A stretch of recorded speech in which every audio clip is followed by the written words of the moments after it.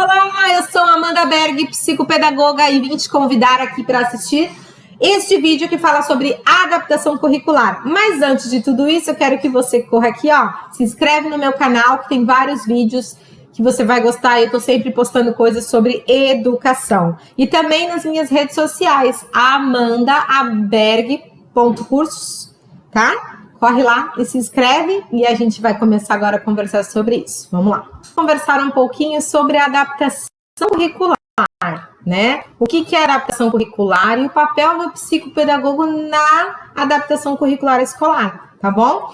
Então, bem-vindos. Vamos conversar, vamos entender um pouquinho sobre isso dali. Então, o que é adaptação curricular? Primeiro nós vamos falar sobre o que é propriamente disso. Então, vamos começar conversando sobre o conceito da palavra adaptação curricular, segundo o MEC, tá? São estratégias e critérios da atuação docente, ok? Admitindo decisões que oportunizam adequar a ação educativa, escolar no caso, né? As maneiras peculiares de aprendizagem dos alunos, considerando que o processo de ensino-aprendizagem pressupõe atender essa diversificação das necessidades. Está lá no documento de 1998, tá bom? Que são possibilidades educacionais para resolver questões de dificuldades na aprendizagem dos alunos, quando necessário, a fim de ser apropriado ao aluno com necessidades especiais, um currículo dinâmico e alterável, para atender aquele educando. Isso é muito importante ficar muito claro essa palavra, alterável e dinâmico. E o que deve ter nessa adaptação, então? O que o aluno deve aprender, como e quando aprender, que formas de organização de ensino são mais eficientes para o processo de aprendizagem, como e quando avaliar o aluno. É favorecer o acesso ao conhecimento da maneira que ele pode aprender. Lembre-se sempre dessa frase, que eu gosto muito de dizer, que nós temos que ensinar a criança da maneira que ele aprende. Então, a adaptação curricular é isso, é ensinar da maneira que aquela criança pode aprender. É retirar conteúdos, é esquecer alguns porque acha que ele não vai conseguir? Não. É adaptar da maneira que ele pode aprender, porque o direito à aprendizagem ele tem. Eu não posso simplesmente querer excluir aquilo ali. Ah, mas ele não sabe ler, não sabe escrever, o que adianta trabalhar determinado no conteúdo? Eu posso trabalhar, posso buscar formas, a adaptação está nisso, em buscar outras formas de ensinar para que aquela criança aprenda aquele currículo. Eu estou adaptando da maneira que ele pode aprender, tá? Então, o que é uma flexibilização e adaptação curricular? São possibilidades educacionais para dar suporte às necessidades da aprendizagem. Então, pressupõe-se que se realize adaptação curricular quando necessário para torná-la apropriada às peculiaridades do aluno com deficiência.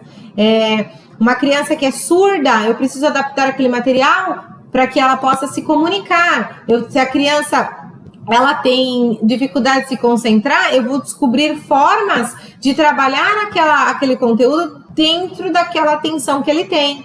Então, a gente precisa falar disso, tá? Eu preciso também falar da importância do papel que o professor exerce no processo de ensino-aprendizagem, no seu compromisso em atender e responder às necessidades educacionais de todos os alunos, cada um com suas peculiaridades. Isto é, de atender a diversidade que apresenta na sala de aula. Eu escuto muito a seguinte frase: mas a faculdade não me preparou para isso, mas o município não prepara a gente. Ninguém vai preparar nunca, porque nós temos que entender que cada aluno é único e cada aluno aprende da sua forma, do seu jeito, tem as suas potencialidades para serem desenvolvidas e estimular as suas dificuldades para que ele possa desenvolver o seu potencial.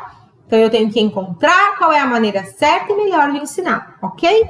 Então, quando eu pego o conteúdo do ano, recebo aquela turma, eu recebo aquele conteúdo, diante daqueles conteúdos, eu não tenho que ficar, bom, esse ele não vai conseguir, a professora te diz que ele não sabe interpretar, então não é assim que funciona. Ele tem direito daquele conteúdo, tem direito de aprender aquilo ali.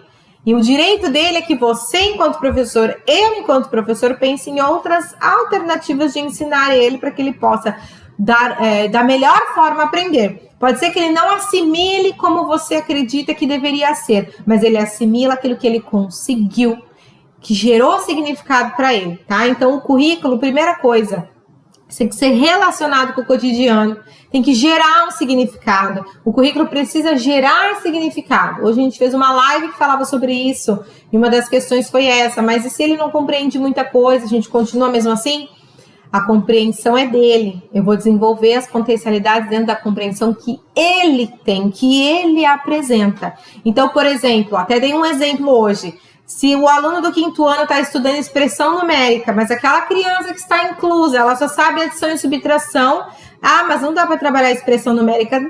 Dá para trabalhar dentro da adição e da subtração. Se for com material concreto, eu vou utilizar aonde ele está na sua aprendizagem para que eu possa desenvolver o conteúdo em questão.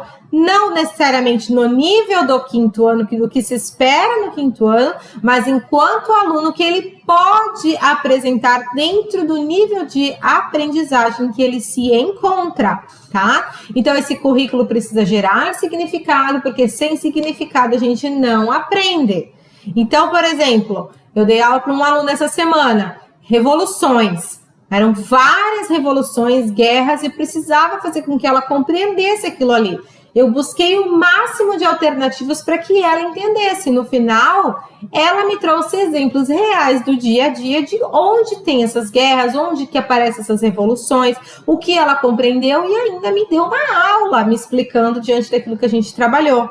Às vezes, ler um texto, como o professor coloca lá, interpretar aquele texto e responder, não vai rolar. Ela precisa de uma forma diferente de aprender, e para isso você precisa ter essa compreensão. Mas esse conteúdo ela não vai conseguir, eu vou tirar. Mas você tentou pensar de uma forma diferente de como trabalhar isso com ele? Lembre-se do potencial, tá? Então, trabalhando as revoluções, eu vi isso. Por exemplo, uma das revoltas era a revolta da vacina, que é o conteúdo mais significativo desse momento de trabalhar a revolta da vacina no momento que nós estamos falando de vacina.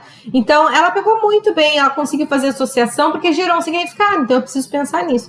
Mas tem conteúdos que não geram significados, então vamos buscar aquilo que é relevante, compreender, que gere significado, mas que seja, que eu não prejudique aquela criança ou aquele adolescente diante daquilo ali, tá bom? Eu sei que você, enquanto professor, pode buscar alternativas, perguntar, pedir ajuda. Aí entra o papel do psicopedagogo que atende essa criança, do educador especial, que você precisa entender o seguinte: você não é detentor do saber, você não precisa saber de tudo, você pode pedir ajuda. Eu não sei o que fazer e cruzo os braços, é um pensamento muito ruim, porque não é um pensamento de quem está atuando, de quem está na sala de aula, com 30 alunos pensando naquele aluno. Então, gente, o que é importante nós pensarmos aqui, tá?